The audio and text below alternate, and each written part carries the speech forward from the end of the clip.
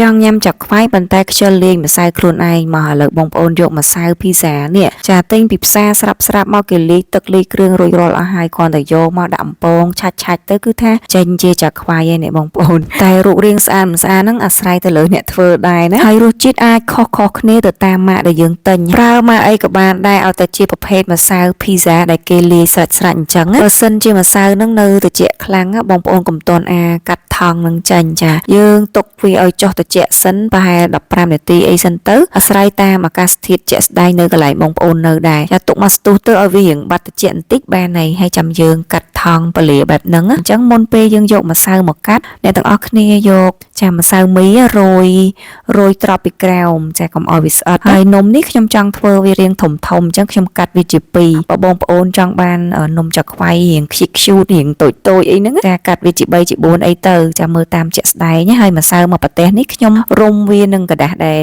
ខ្ញុំទិញមកមិញហ្នឹងចារុំវាទុកអញ្ចឹងទៅកុំឲ្យវាស្ងួតណាបន្ទាប់មកខ្ញុំចាប់ផ្ដើមកាត់ទៅតាមទំហំដែលខ្ញុំចង់បានហើយយើងដាក់វារៀងកម្លេតគ្នាបន្តិចទៅកុំឲ្យវាស្អិតជាប់គ្នា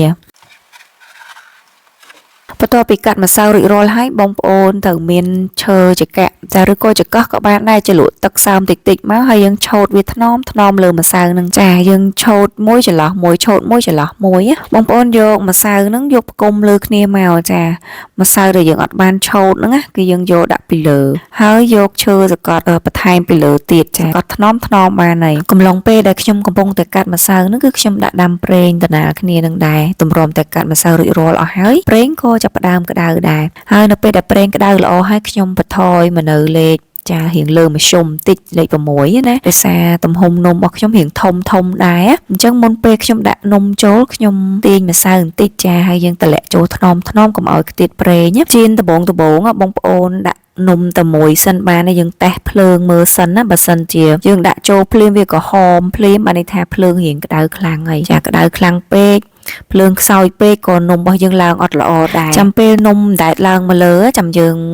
ប្រែវាចុះឡើងបែបហ្នឹងណាដើម្បីឲ្យនំរបស់យើងហ្នឹងឆ្អិនសព្វល្អហើយវាឡើងបានល្អអញ្ចឹងមិនថានំស្អាត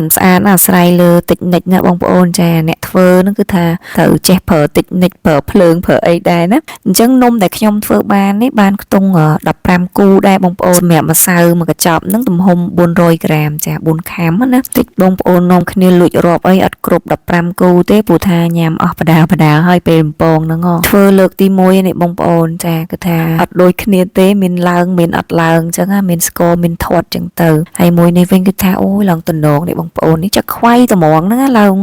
ប្រហោងក្នុងហើយរសជាតិស្រួយឆ្ងាញ់ប្រៃឡមអត់ប្រៃខ្លាំងទេហើយក៏អត់សូវបឺតខ្លាញ់ដែរ